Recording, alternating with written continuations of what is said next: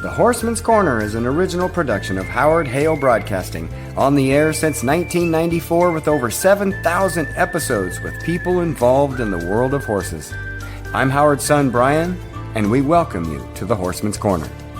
The Horseman's Corner is brought to you by Mance Creek Horses of Douglas, Wyoming, and fellow podcaster and horseman Kevin Meyer has a special guest for us today.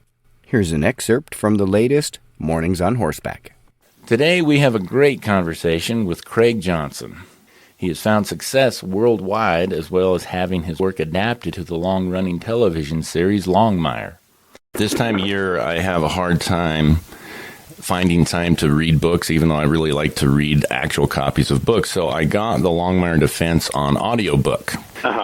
And just a little kismet, during the part of the book where Walt and his daughter and Lucian are eating at the Little Bear Inn, I was hauling horses to Fort Collins and was driving by the Little Bear Inn.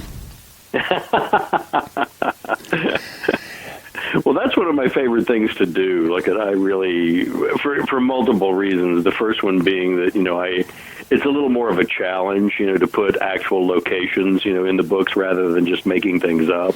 And it's kind of it's a benefit, obviously, like for local businesses and, and tourist attractions and that type of thing. But the other big secret is then I don't have to try and remember anything. I don't know, these people, especially like fantasy writers and science fiction writers, where they create these entire worlds, where their stories take place. That seems a little intimidating to me, because then you have to try and remember all that. Whereas, I can just break out a map, and utilize, the actual world that I live in. Horseman Craig Johnson, author of the Longmire series. That's it for today's program. Thanks again for listening, and may God bless. I'm Brian Hale.